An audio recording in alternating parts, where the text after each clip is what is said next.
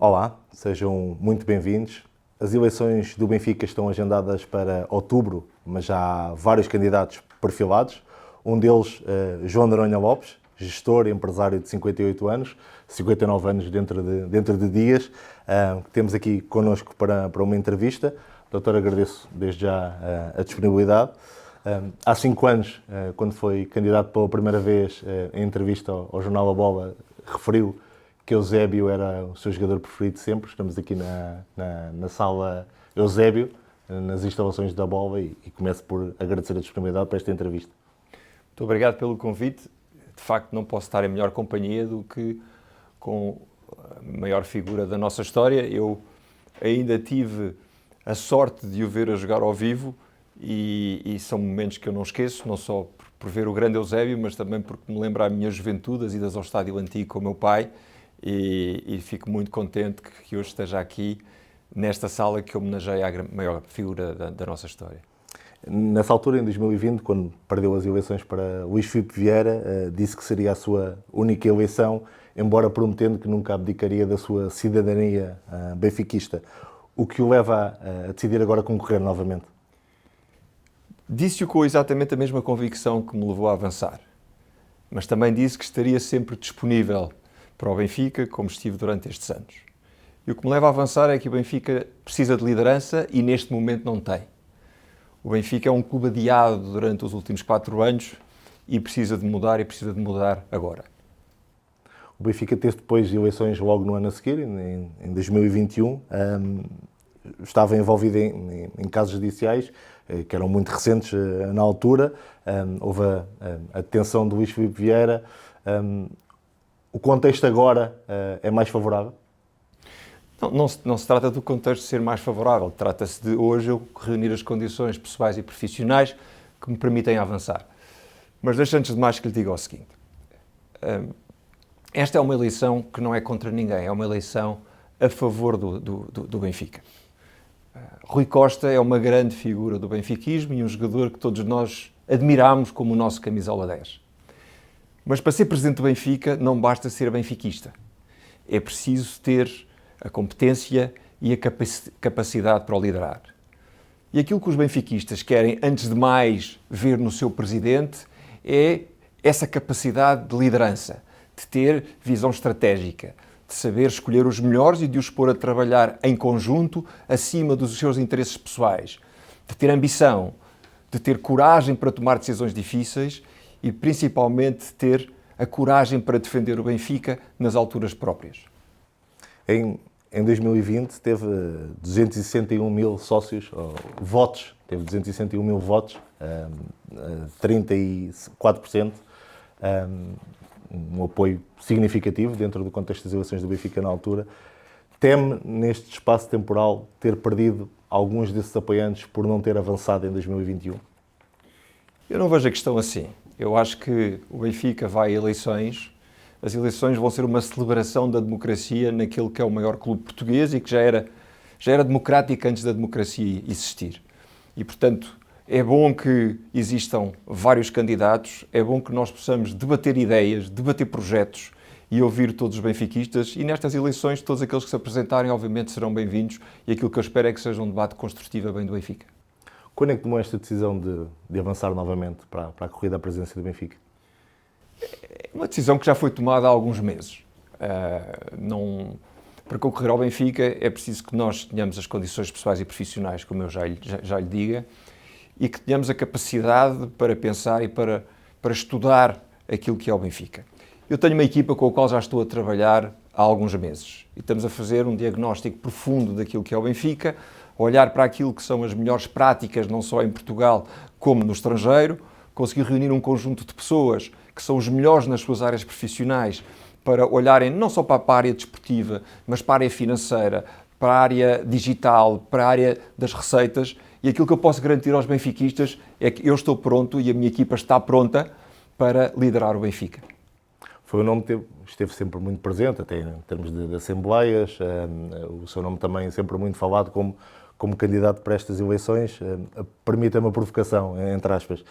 Hesitou mesmo avançar ou digamos que era o segredo mais mal guardado destas eleições já havia muita gente à espera que avançasse de facto? Eu avancei porque, mais uma vez, estou preocupado com a situação do Benfica e acho que tenho condições para o mudar. Foi uma decisão ponderada, foi uma decisão que já foi tomada há alguns meses e que eu apenas comunico agora porque não quis desestabilizar o Benfica enquanto ainda tinha competições para ganhar em Portugal. E, portanto, guardei este anúncio para o final da época, exatamente porque, para mim, acima dos meus interesses pessoais, estão os interesses do Benfica. Tendo em conta o contexto, eventualmente até a sua própria preparação pessoal, porque já passou por um ato eleitoral, sendo que agora, 5 anos depois, tem mais condições de chegar a presidente do Benfica? Olha, eu acho que aquilo que eu tenho hoje em dia é um dos grandes luxos da vida, é eu ser um homem livre e independente.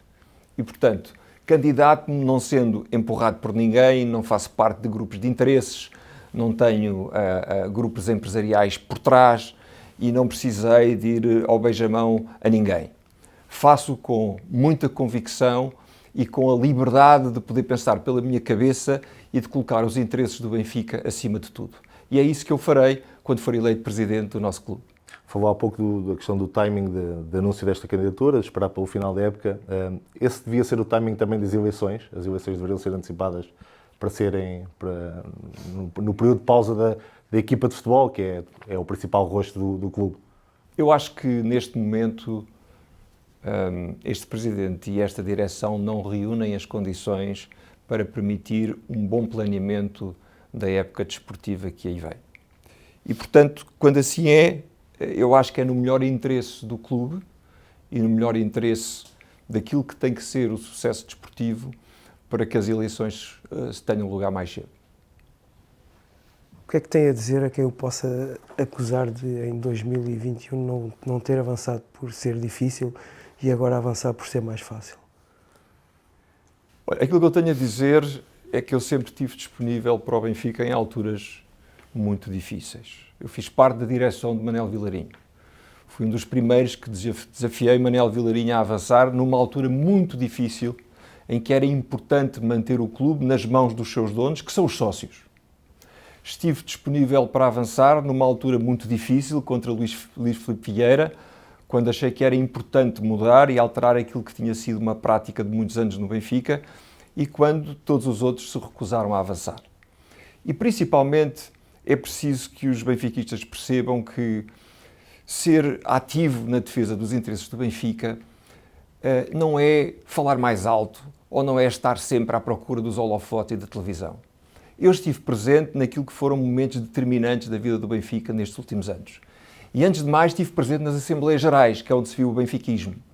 Dei a minha opinião, fiz as minhas críticas construtivas, fiz-las cara a cara com o Presidente Rui Costa, com o respeito institucional que ele me deve, mas não deixei de lhe dizer aquilo que penso. E estive, por exemplo, presente num momento determinante para a vida do clube, que foi o processo de revisão dos estatutos. Comecei a trabalhar nisso antes da direção, constituí uma comissão para a revisão dos estatutos. Assim que o Presidente disse que iria formar uma comissão, eu coloquei todo o trabalho que tinha sido feito à disposição da comissão que foi nomeada pela direção, exatamente porque não havia absolutamente razão nenhuma para nós estarmos a competir. Os interesses do Benfica estão acima de tudo e foi isso que eu procurei fazer. Conta concorrer nestas eleições contra Rui Costa? Como eu já disse, eu não vou concorrer contra ninguém. Vou concorrer acima do Benfica. Ninguém coloca em causa o benfiquismo de Rui Costa, que foi um ídolo de todos nós enquanto jogador. Mas não basta ter benfiquismo para ser presidente do Benfica. É preciso ter competência e é preciso ter capacidade para o liderar. E eu acho que os benfiquistas, neste momento, o que querem ver no seu presidente é, antes de mais, liderança. E uma liderança que tenha um rumo, que consiga reunir as melhores equipas, que trabalhem em conjunto, que tenha coragem para defender os interesses do Benfica, que traga muita ambição, não só para o futebol, mas também para as modalidades.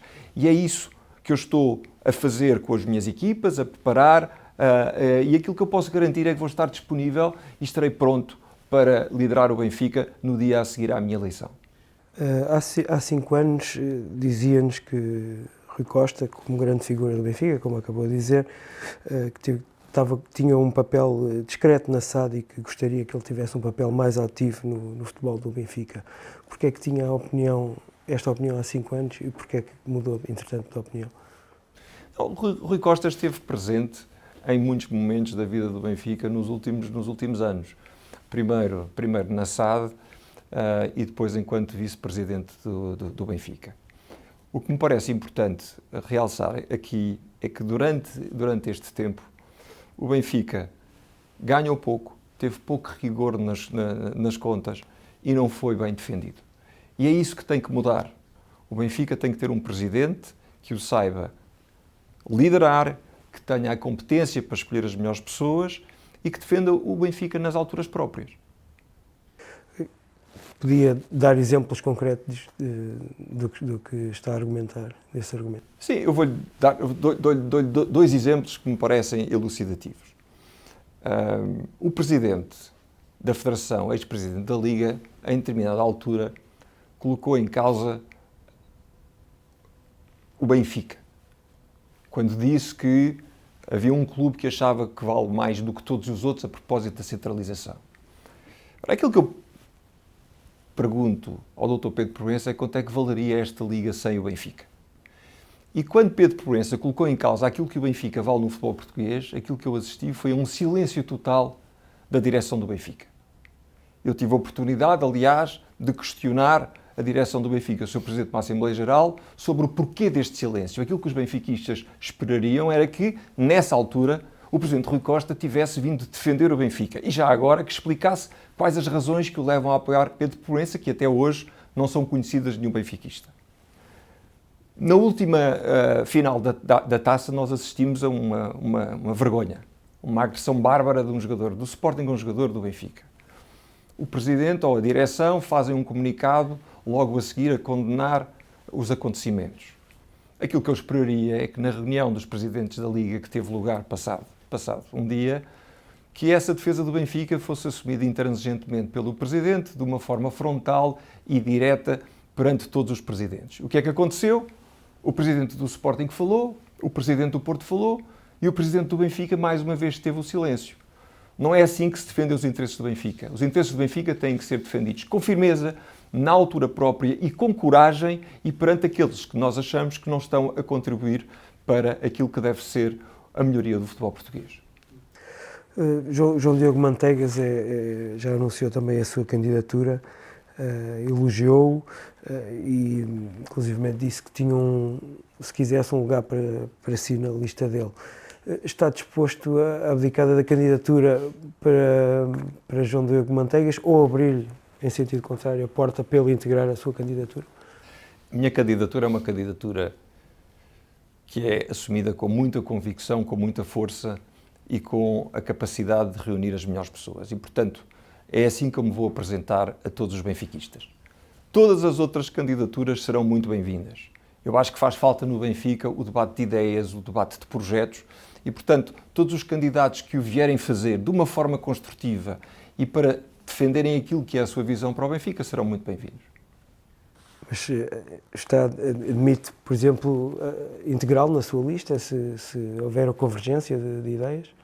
Não é isso que está aqui em questão. Mais uma vez, aquilo que me parece importante é que todos os candidatos defendam as suas ideias, que todos os candidatos defendam aquilo que é o seu projeto para o Benfica de uma forma aberta, que não fujam ao debate, que contactem com os benfiquistas e eu acho que é isso que todos os candidatos irão fazer.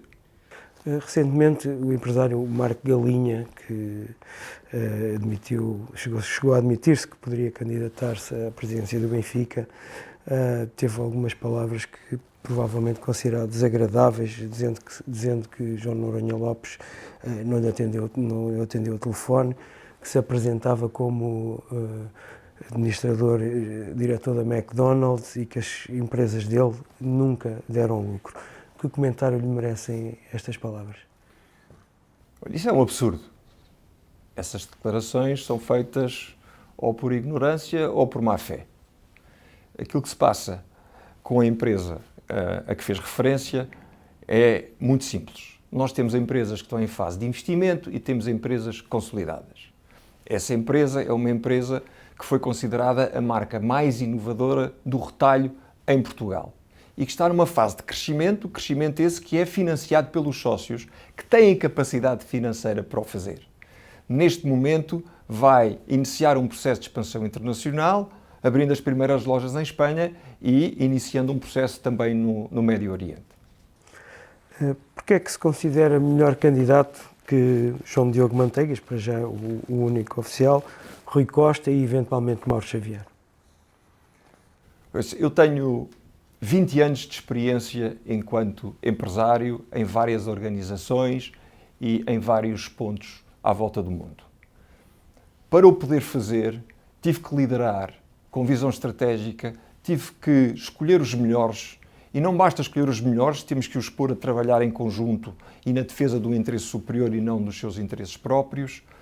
Tive que ter ambição, tive que lidar em situações muito difíceis, tomando decisões em contextos complicados, em que era preciso romper com o passado, em que era preciso transformar organizações e, portanto, tudo isso me preparou para um dos grandes desafios, ou o maior desafio, eu diria, da minha vida, que é liderar o Sport Lisboa e Benfica.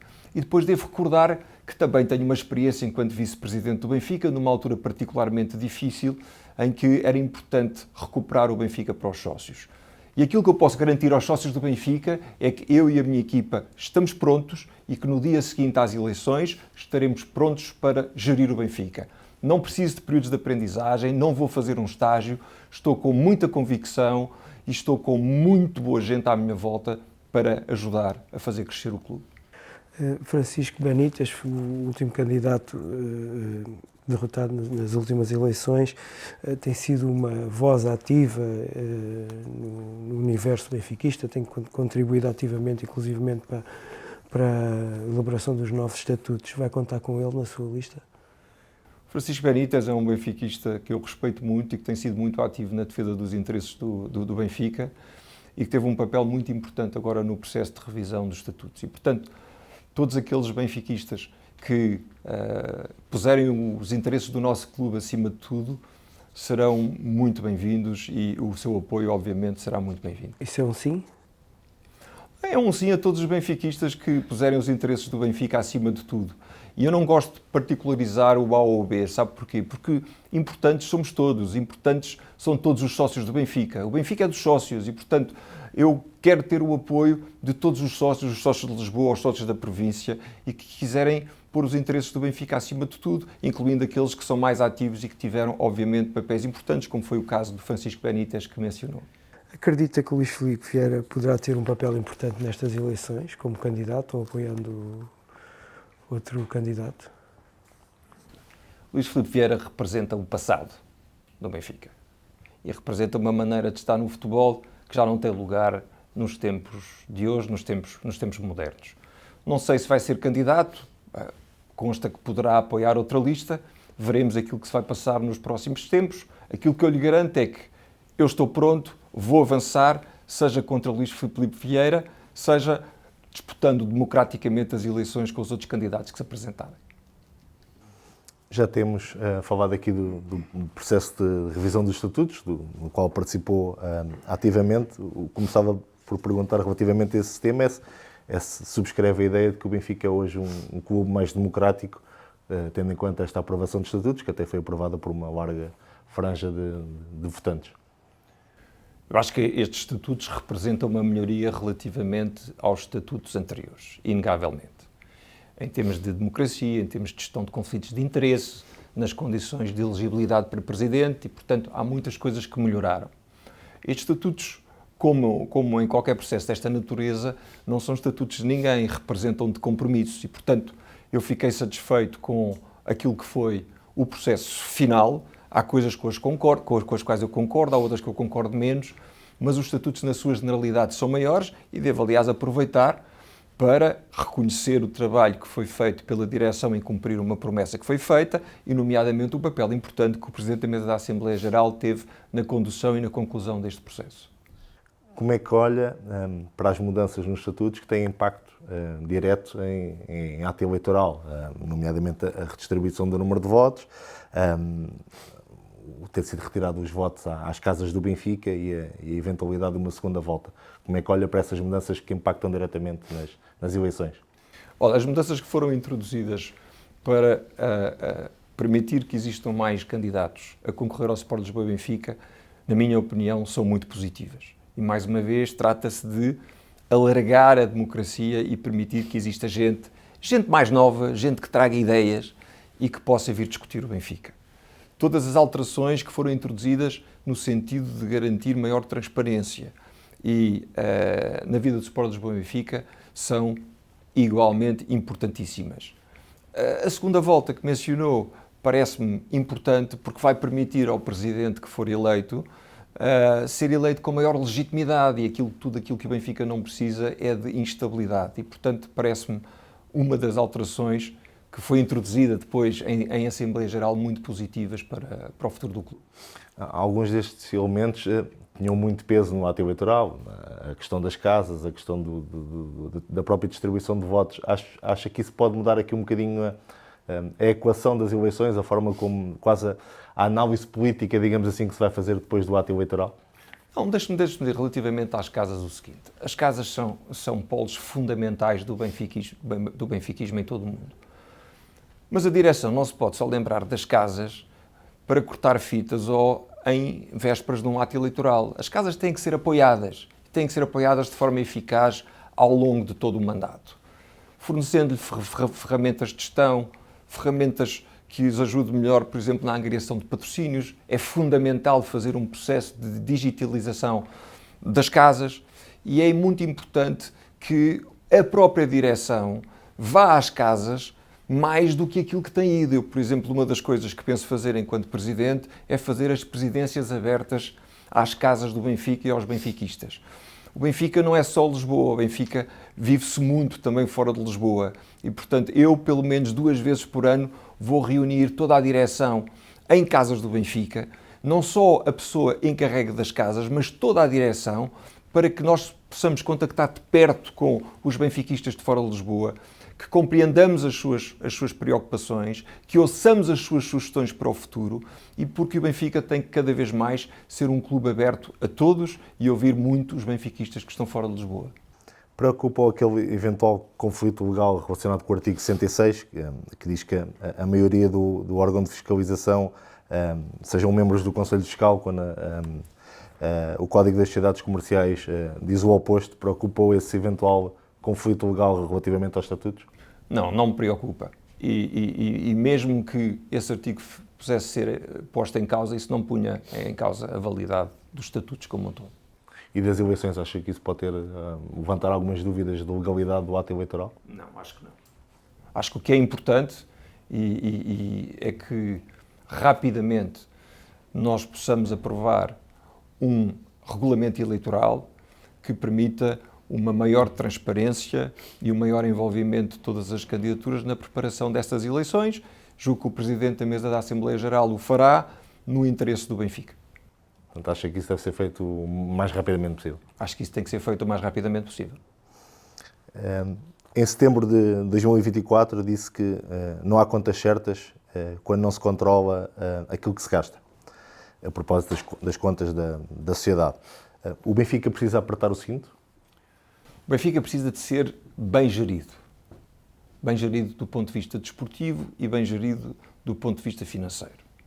Relativamente às contas, há dados preocupantes, a evolução dos capitais próprios, a diferença entre o passivo e o ativo de curto prazo, nomeadamente. Agora, o problema fundamental do Benfica resume-se a uma questão. O Benfica, em termos de receitas e despesas correntes, ou seja, excluindo as vendas de jogadores, o Benfica gasta mais do que aquilo que recebe. E o que é que acontece quando isso se verifica ano após ano? O que se verifica é que somos obrigados a vender jogadores. E somos obrigados a vender não só os jogadores mais cedo, como eventualmente a ter que vender mais dos nossos jogadores. E este é um modelo que não funciona e que pode pôr em causa aquilo que é a sustentabilidade do futebol do Benfica, que é a importância da formação. O Benfica tem que ter uma formação para vencer e não uma formação para vender. Como é que isto se consegue? Consegue-se, primeiro, através da criação de uma identidade e de uma cultura de vitória que tem que ser transversal a todo o futebol do Benfica. Nós temos que querer ganhar muito e, para isso, temos que criar condições para que os jogadores da nossa formação permaneçam pelo menos 3 anos no Sport Lisboa e Benfica, inclusive numa época que seja uma época de afirmação. Isso constrói-se numa organização em que todos, desde o diretor desportivo até ao treinador, percebam a importância que a formação tem e se criem condições para que os jogadores evoluam até à equipa principal, sendo que todos eles serão avaliados pela capacidade que têm de aproveitamento dos jogadores da formação. E, obviamente, que se consegue pela criação de incentivos financeiros para que os jogadores da formação possam ficar durante 3 anos e ser campeões pelo Benfica. E, obviamente, que me dizem, mas o Benfica tem condições para fazer isso? E a minha resposta é obviamente que tem, porque se o nosso rival tem condições para reter os melhores jogadores, ninguém me convence que o Benfica não tem condições para manter os seus melhores jogadores da formação. Eu ouço muitas vezes a expressão não se pode cortar as pernas aos jogadores para ir lá para fora. O que eu quero ouvir é que não se cortem as pernas aos jogadores para que eles cumpram o seu sonho de vestir um manto sagrado e de se tornarem ídolos no Benfica. E isso, obviamente, é algo que o Benfica tem que fazer. O Benfica é muito bom a formar, é muito rápido a vender e é mau a contratar. Isso comigo vai mudar. Considerando então, uma das críticas que tem sido feita à gestão atual é alguma pressa, digamos assim, em vender jogadores, nomeadamente jogadores da formação. Portanto, subscreve esta ideia, partilha desta ideia de que há alguma pressa em vender jogadores. Eu acho que há uma má gestão desportiva que se manifesta em várias coisas. Primeiro, manifesta-se na organização. Temos hoje uma organização em que ninguém sabe o que é que faz. Uma organização em que nós contratamos jogadores sem o parecer positivo do scouting. Uma organização em que as pessoas mal se falam. Uma organização em que um jogador diz uma coisa à tarde e o presidente diz uma coisa diferente à noite. Uma organização que tem o plantel mais caro de Portugal, mas que nos melhores jogadores no top 10 temos apenas um dos jogadores. E, portanto, não é a questão de gastar mais ou menos. O que estamos é a gastar mal. E é isso que tem que mudar no Benfica. E depois, relativamente à formação, aquilo que acontece é que há uma total incapacidade para motivar e para reter os melhores jogadores. Eu vou-lhe dar um exemplo, que é o caso João Neves. Como é que é possível ter um jogador que já na altura todos os benfiquistas conseguiam ver que era um dos melhores médios da Europa, que corporizava aquilo que é a mística, a vontade de vencer e a garra do Benfica, e que depois tinham um ordenado 4 ou 5 vezes inferior a jogadores que nem sequer eram titulares. E como é que se deixa chegar a situação a um ponto em que atempadamente não se fala com o jogador, não se faz um aumento de ordenado a colocá-lo ao nível dos melhores, não se cria inclusivamente as condições para que ele possa ser capitão do Sport Lisboa e Benfica e depois de se tornar um ídolo e vencer, então o jogador devia ter saído. E, portanto, o Benfica não fez, relativamente a João Neves, tudo aquilo que poderia fazer para reter o jogador. E olha que eu sei muito bem daquilo que estou a falar.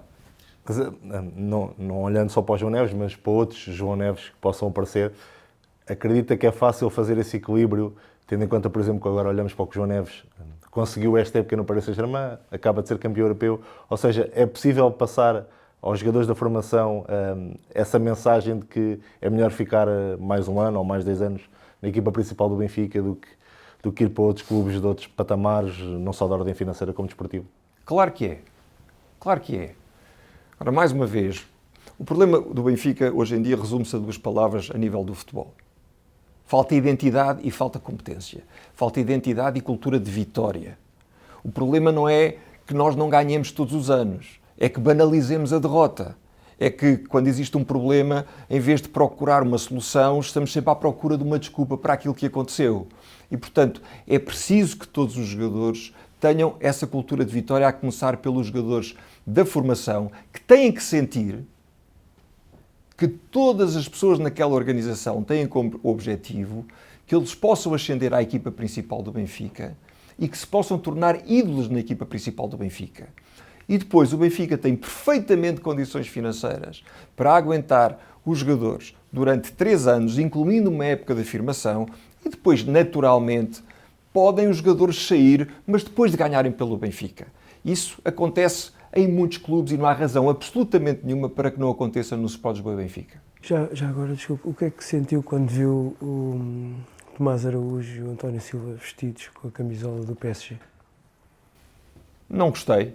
Gosto muito mais de os ver com a camisola do Sport Lisboa e Benfica. Sei que estiveram lá com um amigo, a apoiar um amigo, mas aquilo que é muito importante dizer Como neste momento... Como procederia se fosse presidente do Benfica? Aquilo que é muito importante dizer neste momento é que ninguém no Benfica pode colocar em causa o profissionalismo, a entrega e o benfiquismo daqueles jogadores.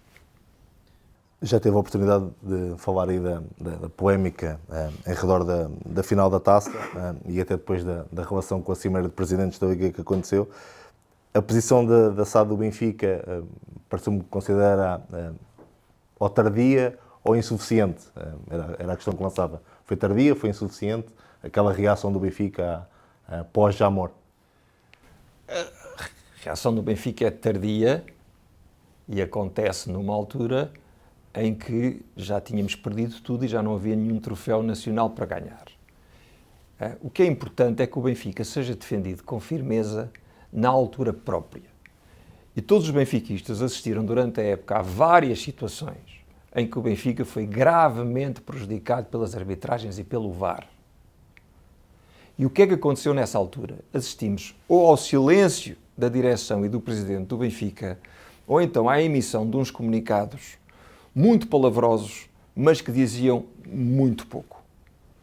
E, portanto, o Benfica tem que ser defendido nas alturas próprias, tem que ser defendido quando um presidente da Liga coloca em causa a grandeza do Benfica, tem que ser defendido quando há um presidente de um dos nossos rivais que, depois daquilo que aconteceu na Taça de Portugal, foi ainda incapaz de condenar aquilo que um jogador do Sporting fez a um jogador do Benfica, e o presidente do Benfica tem que falar. O presidente do Benfica, depois daquele comunicado, tem que ir à reunião com os presidentes dos outros clubes e olhos nos olhos, nomeadamente com o presidente do Sporting, ser consequente com o comunicado e dizer aquilo que pensa. E é isso que não está a acontecer hoje em dia. O Benfica está a ser mal defendido, não só junto das instâncias do futebol português, como também relativamente aos nossos rivais. Não deixa de ser uma crítica à gestão de Rui Costa, mas quando se coloca o foco na arbitragem, quando se aponta o dedo, não se está a ter a responsabilidade da gestão de Rui Costa, da SAD atual, do clube? Vamos ver. Há aqui duas situações. Durante esta época, existiram situações que prejudicaram o clube. Eu lembro-me da rasteira com a cabeça do Otamendi, ou de uma câmara que estava num poste e que conseguiu ver um fora de jogo, analisar um fora de jogo com 6 centímetros. Portanto, houve situações muito estranhas. Agora, é preciso ser claro que o Benfica não foi campeão esta época por incompetência.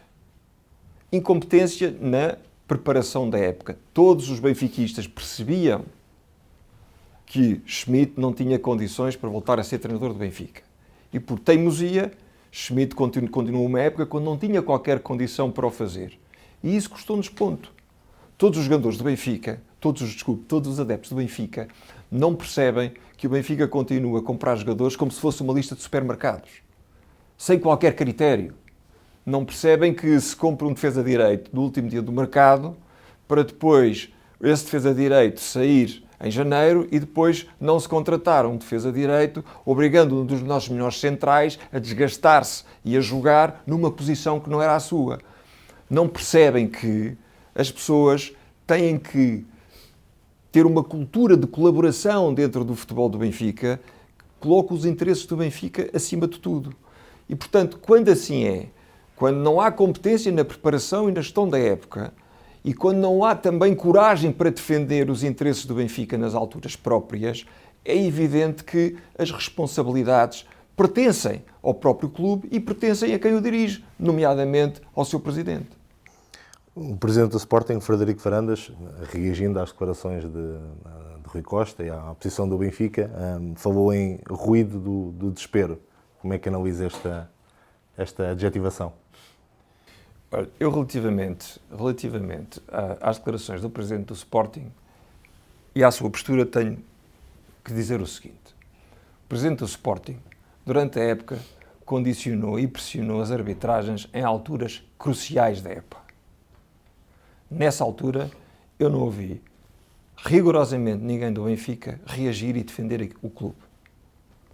E mais recentemente, é para mim inaceitável que perante aquilo que se passou na final da Taça com um jogador do Sporting a agredir perante milhões de portugueses, um jogador do Benfica, que até hoje, ainda não houve uma palavra do presidente do Sporting a reagir contra uma situação absolutamente lamentável. E acrescento aquilo que eu já disse, que é, comigo o Benfica não anda a reboque de ninguém, porque sempre que o Benfica anda a reboque dos outros, o Benfica fica em segundo. Para além desse incidente e desta polémica mais recente, que opinião tem de Frederico Varandas, se vier a ser presidente, como é que perspectiva uma relação com o Sporting e com o presidente do Sporting?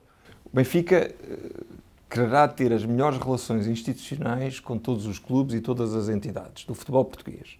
Agora, o Benfica vai respeitar quem nos respeitar. E, principalmente, o Benfica tem que se dar ao respeito, assumindo uma posição de liderança naquilo que é o seu papel para transformar o futebol português. Deixe-me lhe dar 2 exemplos. Processo da centralização. Nós tivemos um decreto-lei sobre a centralização que foi aprovado há 4 anos. Durante 4 anos ninguém fez nada sobre este assunto. E agora vamos querer fazer, aparentemente num ano, aquilo que não foi feito em 4. Na minha opinião, aquilo que deveria ter sido feito, e eu já o escrevi e já o disse em Assembleia Geral do Benfica, era se não seria mais avisado que se estivesse a colocar em causa a pertinência daquele decreto-lei, quando as condições de mercado, quando o panorama audiovisual mudou. E se a Liga não o faz, teria que ser o Benfica a tomar a iniciativa para o fazer. E agora, o que eu não aceito, mais uma vez, é que o Dr. Pedro Proença venha colocar em causa a grandeza do Benfica enquanto clube e aquilo que é o seu legítimo direito de ser compensado pela posição que tem no futebol português como o maior gerador de receitas e aquele que mais contribui para o ranking internacional. E a propósito desta questão da centralização, deixe que me lhe diga uma coisa. Comigo, se for preciso o Benfica ir contra a corrente, eu vou. O que é que significa ir contra a corrente, neste caso em concreto?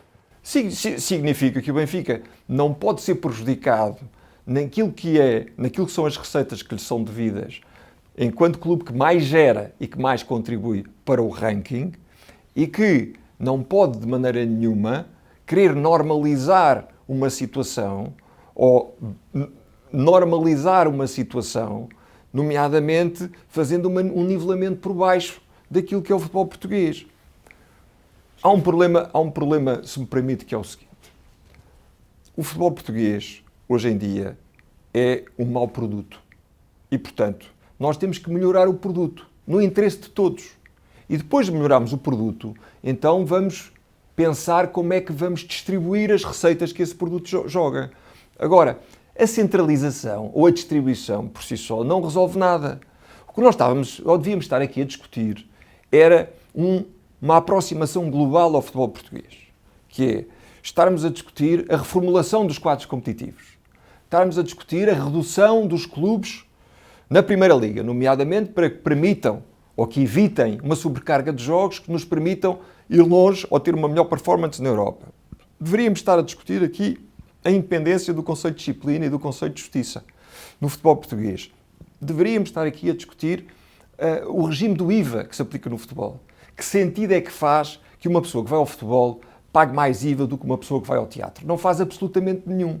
Principalmente quando o futebol é uma das poucas indústrias em Portugal que consegue ser competitiva com outras indústrias do futebol à volta do mundo. Isso não acontece praticamente com nenhumas indústrias e, portanto, há que olhar para o futebol português como um todo, há que pensá-lo com cabeça, tronco e membros e neste processo o Benfica está disposto para contribuir. Agora, não contem com o Benfica para nivelar por baixo o futebol português e para ser prejudicado nos seus direitos, porque, mais uma vez, se for necessário, na defesa dos interesses do Benfica, eu ir contra a corrente daquilo que os outros pensam, eu vou pensar primeiro do Benfica. Mas isso quer dizer o quê?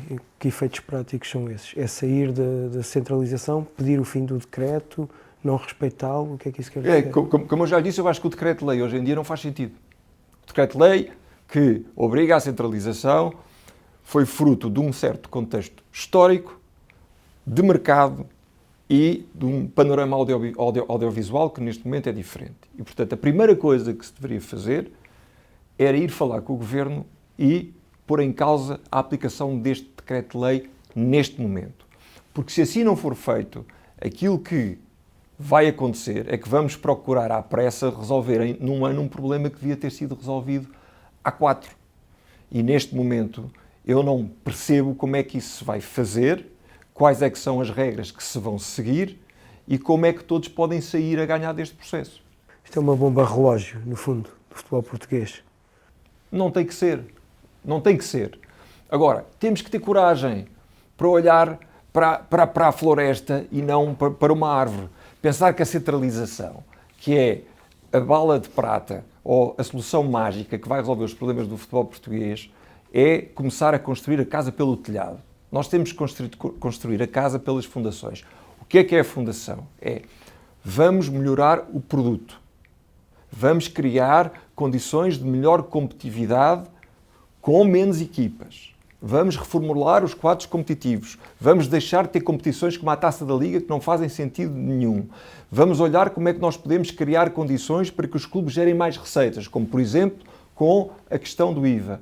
E depois disto acontecer, vamos então olhar para os critérios de distribuição.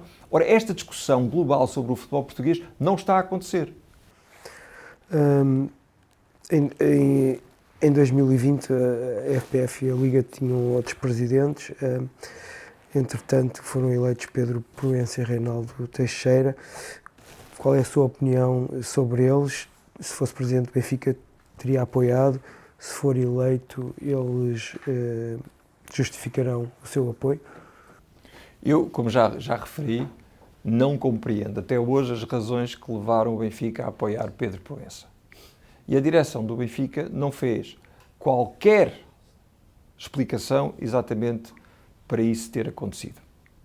Portanto, aquilo que, antes de mais, os benfiquistas esperam é que ser esclarecidos sobre o porquê das decisões serem tomadas, principalmente decisões que são estruturantes para o futebol português. Agora, mais uma vez, aquilo que eu lhe posso garantir é que comigo o Benfica será respeitado. E o Benfica ser respeitado significa, antes de mais, que não pode ser tratado de uma forma que não tenha em conta a sua grandeza, os estádios que enche, as receitas que gera, as audiências que consegue para o futebol português. Há 5 anos dizia-nos que Pinto da Costa representava o pior do futebol português. O que é que representa André Vilas-Boas? André Vilas-Boas é o presidente do Porto e procurou, de alguma forma, renovar aquilo que tinha sido a forma de gerir de Pinto da Costa. É alguém que, tal como todos os outros presidentes e todas as instituições do futebol português, que o Benfica quererá ter as melhores relações institucionais com a instituição que representa.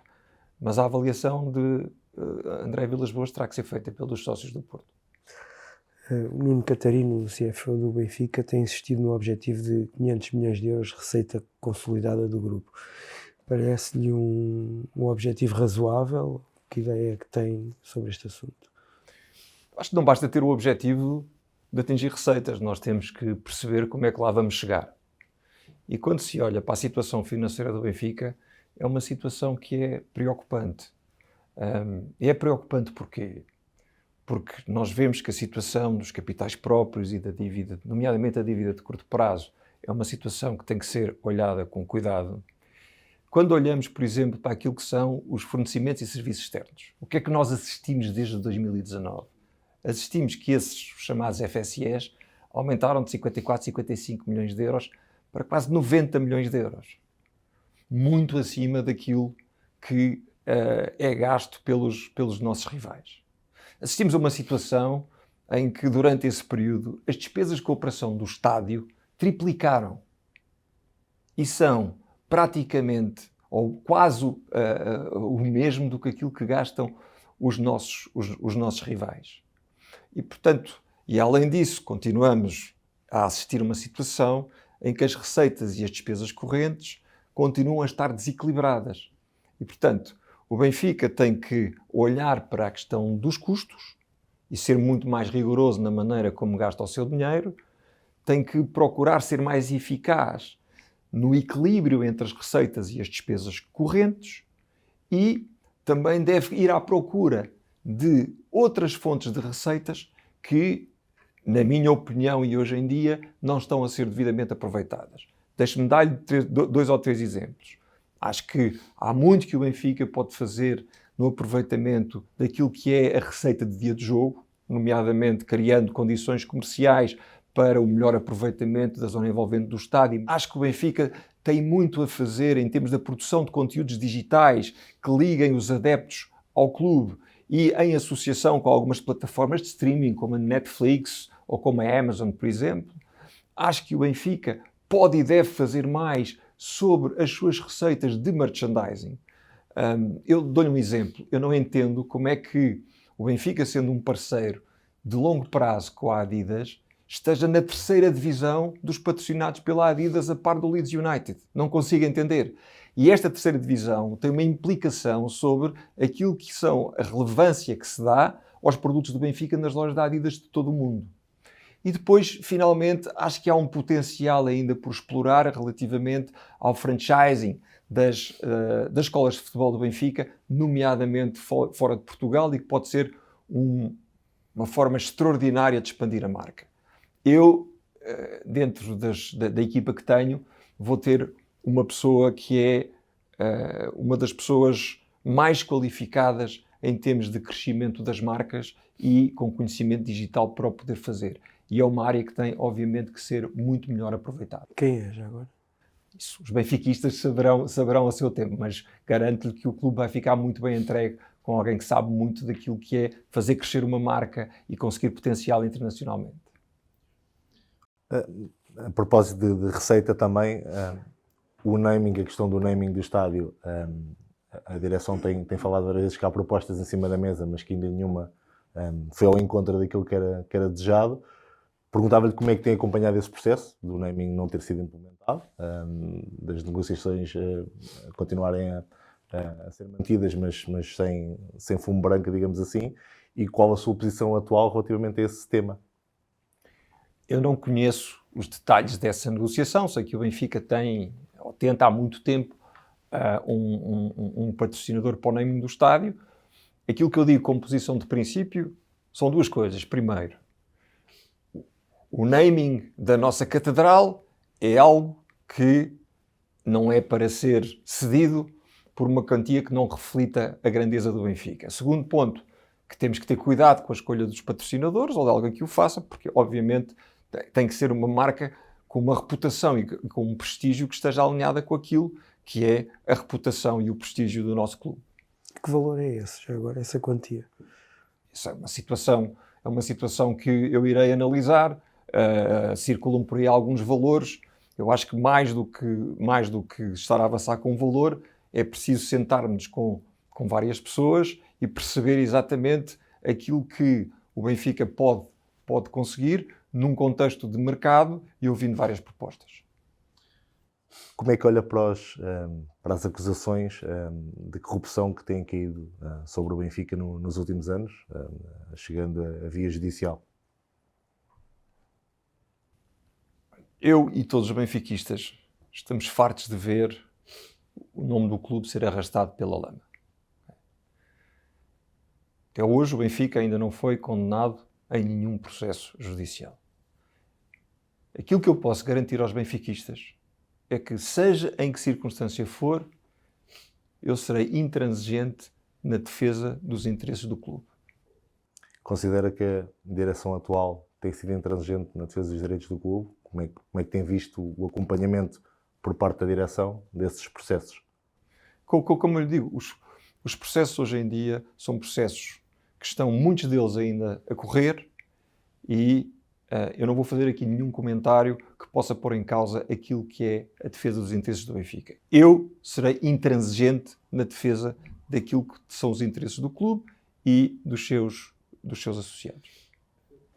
Ficou satisfeito com a auditoria desta direção e, se for eleito, irá fazer uma auditoria e revelá-la aos sócios? Não fiquei satisfeito com esta auditoria, não só porque o alcance da mesma é limitado, como também pela forma como ela foi partilhada com os sócios em véspera de uma Assembleia Geral onde a mesma seria discutida. E respondendo à sua pergunta, sim, farei uma auditoria. Acho que é fundamental compreender o passado para construir o futuro. Uma auditoria é um ato normal de gestão em quem vai entrar no novo clube, e isso é o que vou fazer e que me comprometo perante os sócios. Mas deixe-me só... Até quando, já agora? Deixe-me passar num período que seja suficientemente longo para que a nova administração possa apurar os factos e possa corrigir aquilo que tem que ser corrigido. Deixe-me só acrescentar relativamente à transparência 2 ou 3 pontos. Nós temos que ser mais transparentes.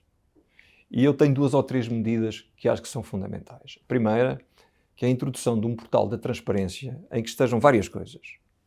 Esteja o relatório e contas e o orçamento, mas de uma forma que seja explicada e fácil de entender pelos sócios, onde estejam claramente as remunerações dos órgãos sociais e qual o critério que presidiu às remunerações variáveis ou aos bónus, onde estejam todos os contratos e as comissões que foram pagas a vários agentes durante as épocas desportivas, em que hajam regras muito claras através da aplicação do Código de Ética relativamente à contratação com fornecedores, nomeadamente a obrigatoriedade em que acima de um determinado valor nós tenhamos que envolver vários fornecedores.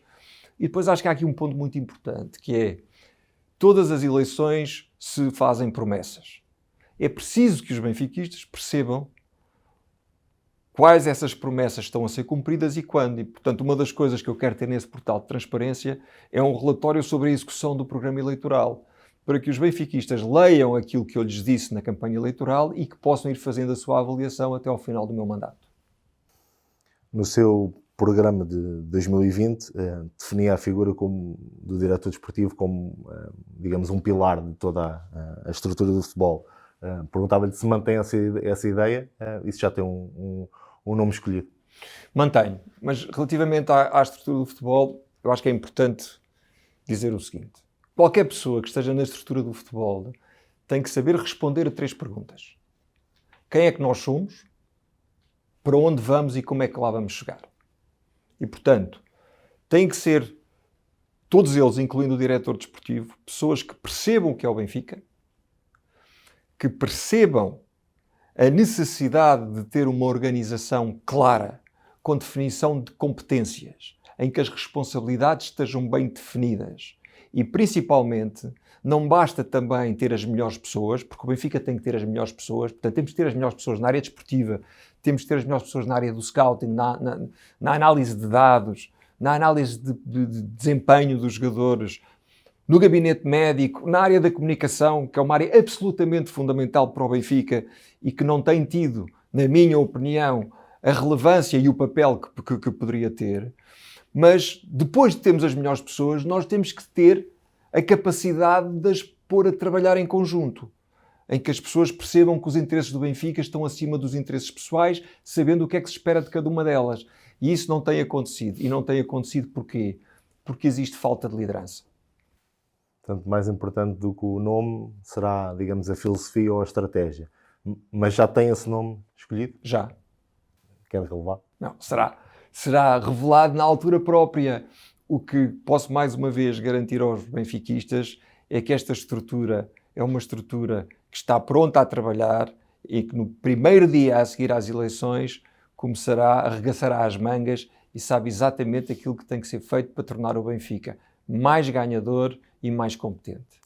Nos corredores já circulam alguns nomes, é normal. Pedro Ferreira, por exemplo, ou Diogo Boalma, algum destes é esse nome escolhido? Não vou confirmar quaisquer nomes nesta altura do campeonato.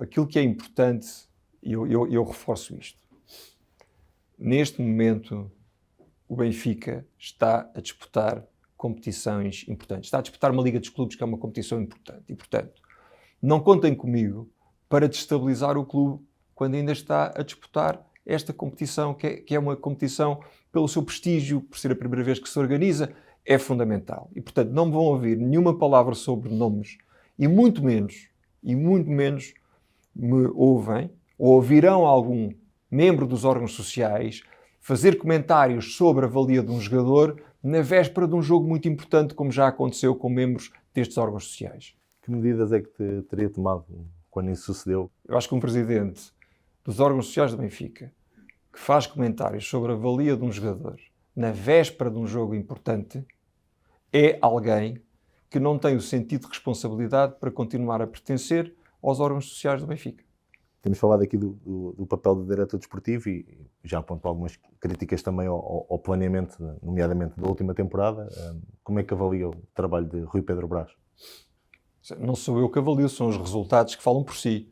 Repare, quando nós temos o plantel mais caro de Portugal, ganhámos um campeonato em 4, ganhámos 3 competições em 16, temos uma situação de falta óbvia de coordenação entre as pessoas que trabalham no departamento de futebol. E, portanto, os resultados falam por si. O Benfica precisa de ser mais ganhador, precisa ter mais cultura de vitória e precisa que as pessoas que estão dentro da estrutura do Benfica percebam que os interesses do Benfica estão acima de tudo. Bruno Lage é o treinador certo para essa estratégia, para essa filosofia, para essa cultura de vitória que querem implementar? Eu não vou fazer quaisquer comentários, mais uma vez, sobre nomes. Aquilo que eu lhe digo é, não será seguramente por Bruno Lage que o Benfica perdeu este campeonato. O Benfica perdeu este campeonato porque houve mau planeamento, porque houve má gestão ao longo da época e o grande responsável é aquele que é o número 1 do clube. E o grande responsável é o presidente Rui Costa. Também faço a questão de outra forma, talvez assim possa responder. Se em outubro for eleito presidente do Benfica e Bruno Lage nessa altura for o treinador do Benfica, contará com a sua confiança? Mais uma vez, eu vou-lhe responder à mesma pergunta. Não vou fazer nenhum comentário ou nenhuma observação que contribui para destabilizar o Benfica quando temos um treinador que está à frente da equipa a disputar uma competição importante. Como é que olha para este processo de saída de Di Maria, uma referência do Benfica dos últimos largos anos, com 2 passagens pelo clube, desde logo a decisão de continuar o jogador ou não, se tentaria renovar com o jogador, e depois este processo de saída, anunciada a saída para o Rosário Central, ainda disputar o Mundial de Clubes. Como é que olha para todo este processo de saída de Di Maria? Olho como mais um exemplo de falta de liderança e de falta de coordenação entre a estrutura do futebol e o presidente. Nós não podemos ter um jogador que diz uma coisa e o presidente depois afirma o seu contrário.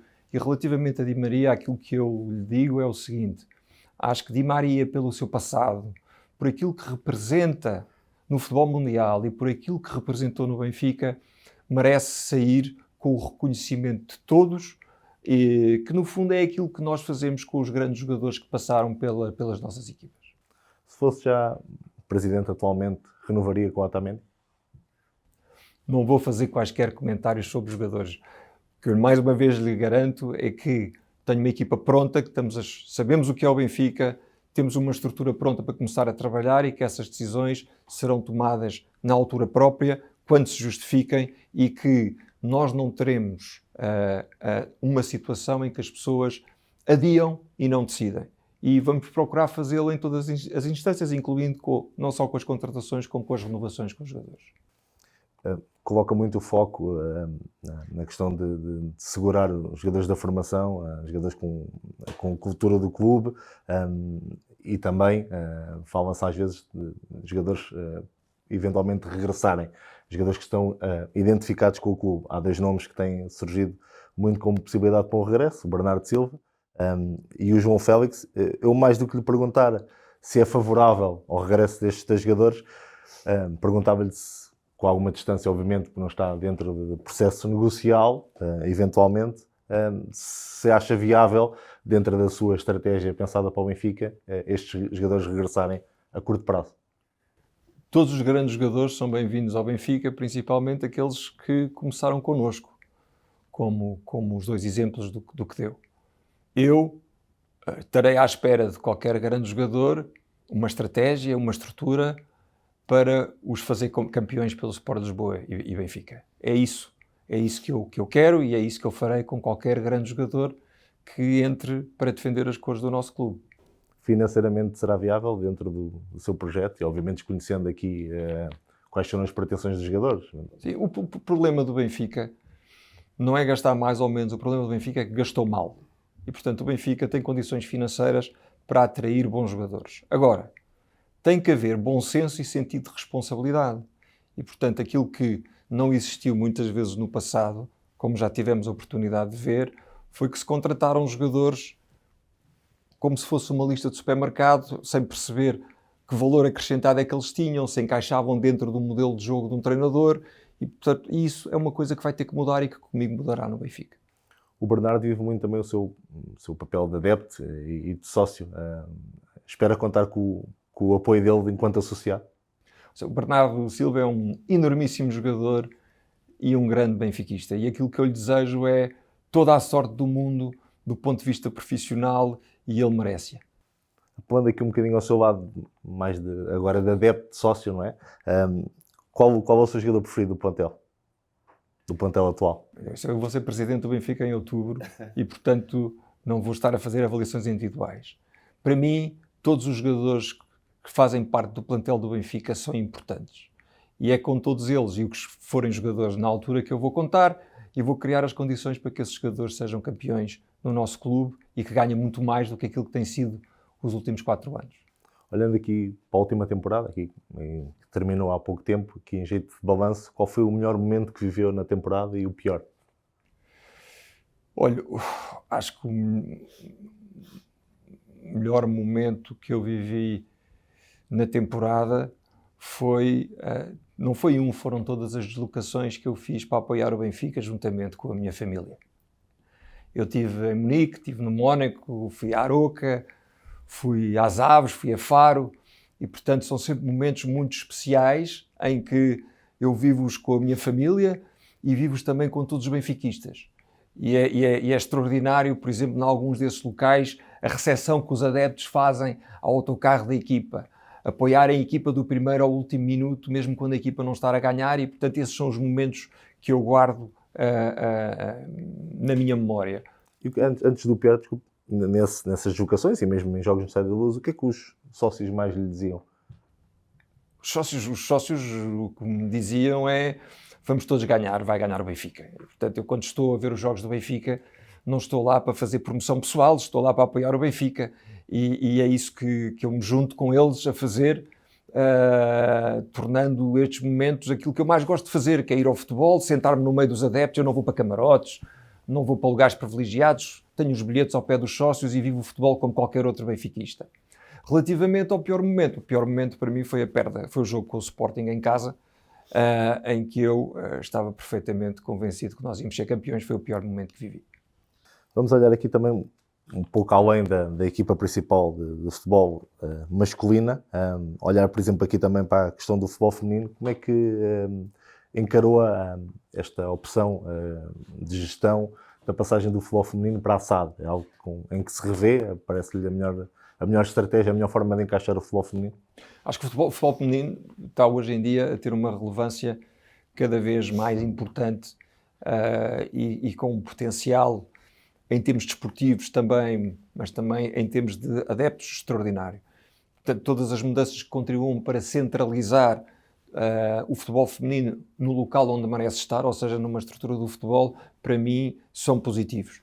Mas deixa-me só referir uma coisa a propósito do futebol e que tem a ver com a nossa formação, e eu há bocado não me referi a isso, mas quero reforçar, que é dar os parabéns aos nossos jogadores do Sub-17, que tiveram uma vitória extraordinária. E temos inclusivamente aquele que foi considerado o melhor jogador do torneio. É um enorme orgulho ver aqueles jovens a jogar como jogam, e eu espero, enquanto presidente do Benfica, dar-lhes todas as condições para que eles evoluam e para serem ídolos do Benfica e evoluam para a equipa principal. Porque, mais uma vez, e como eu já disse, o Benfica é o melhor a formar, mas não pode vender jogadores à pressa para depois a seguir ir comprar jogadores mal e por preços que não se justificam.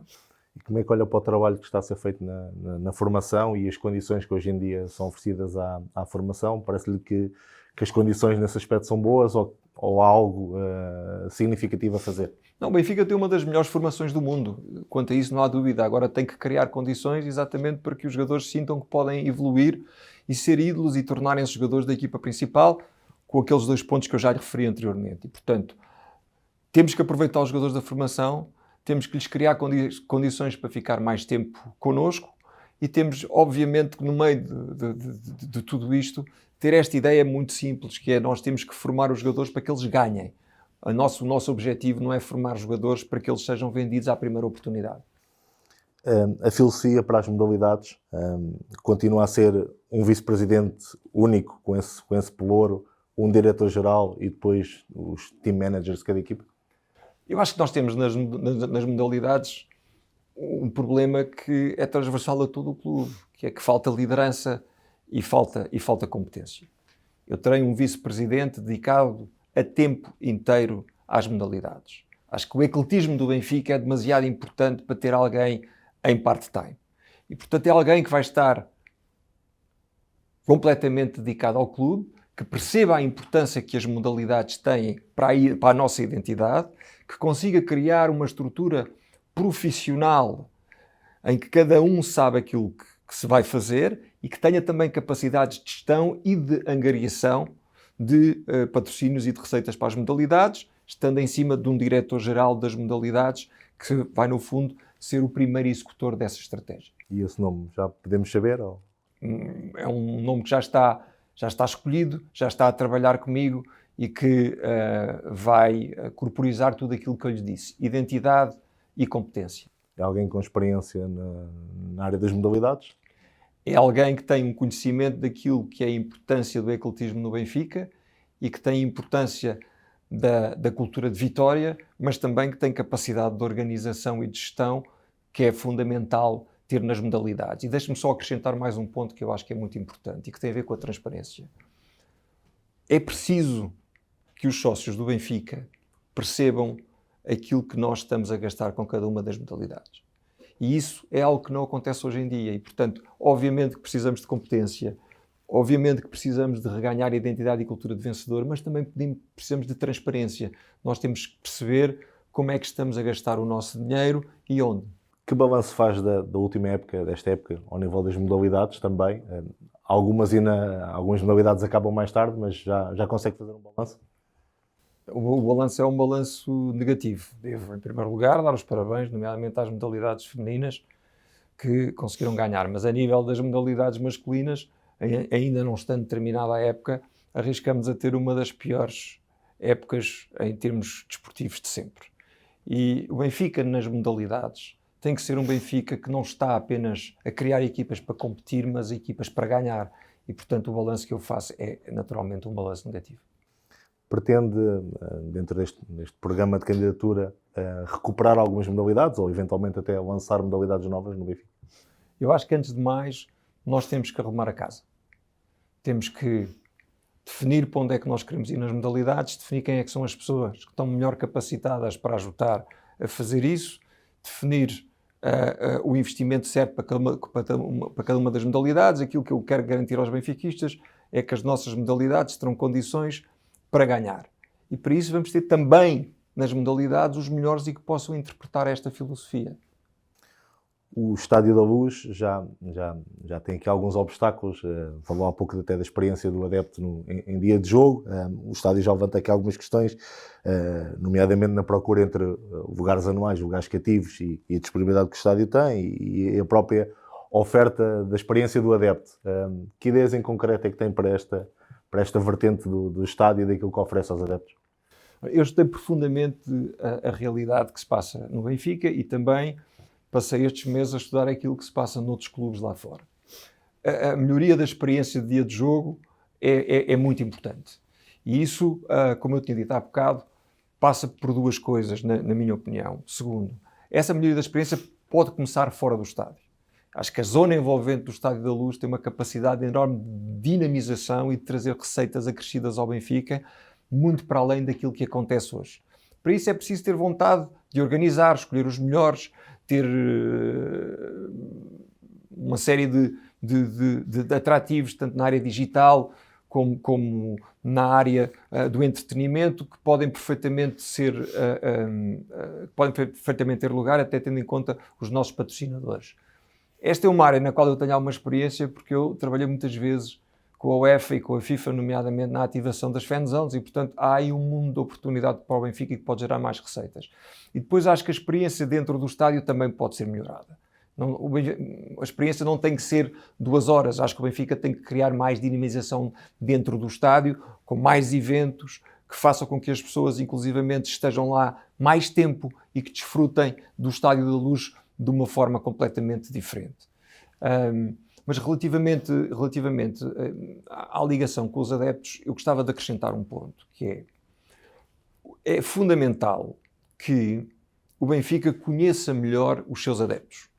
E há um grande investimento que tem que ser feito também na área digital. Os adeptos do Benfica não podem ser inundados de SMS a prometer-nos compras de produtos sobre os quais nós não temos qualquer interesse. E, portanto, para isso o Benfica tem que perceber melhor quem são os seus sócios. O que é que eles querem? O que é que aquela família, a família do sócio, pode querer? E para isso nós temos que investir na área digital, naquilo que se chama o CRM. E isto leva-me a outro ponto, que é muito importante que o Benfica, ao lado de uma estratégia desportiva, tenha também uma estratégia comercial. E elas não são separadas. Qualquer clube de topo da Europa, e já nem vou aos Estados Unidos, faz com que estas duas áreas converjam, sem prejudicar, obviamente, o balneário. O balneário tem que estar blindado, mas temos que criar uma maior ligação aos adeptos. Conteúdos digitais muito mais frequentes. Uma maior ligação aos adeptos, por exemplo, quando os jogadores estarem mais disponíveis para os adeptos. E isto faz parte daquilo que é a forma moderna de gerir e a forma moderna de gerar essa ligação em momentos, não só durante o jogo, mas depois do jogo. E também nesta área eu vou estar acompanhado das pessoas certas para o fazer e que têm uma grande experiência também em ativar este tipo de ferramentas e este tipo de ações entre os adeptos. Imagino que neste campo também não queira já revelar nenhum nome. É uma pessoa será conhecida a seu tempo. Só estamos mesmo a fechar. Perguntava-lhe só se queria acrescentar algo que não tenha sido perguntado, alguma ideia que queira deixar, ou eventualmente alguma mensagem para os sócios do Benfica. A minha mensagem para os benfiquistas é muito clara. O Benfica precisa de rumo, precisa de competência, precisa de coragem para defender os seus interesses e precisa de ter a capacidade para ter os melhores. E isso é algo que eu consigo fazer com a minha experiência, com os meus anos empresariais e também com a minha experiência no Benfica. Ter os melhores no Benfica e, principalmente, ter os melhores a saberem trabalhar em conjunto e a porem os interesses do Benfica acima de tudo. E, relativamente a esta equipa, aquilo que eu quero garantir aos benfiquistas é que no primeiro dia a seguir às eleições, eu e a minha equipa estamos prontos para ficar à frente dos destinos do Benfica. Muito bem. Agradeço uma vez mais ao Dr. Noronha Lopes a disponibilidade e agradeço a quem esteve desse lado, os leitores da bola, a acompanhar esta entrevista. Obrigado.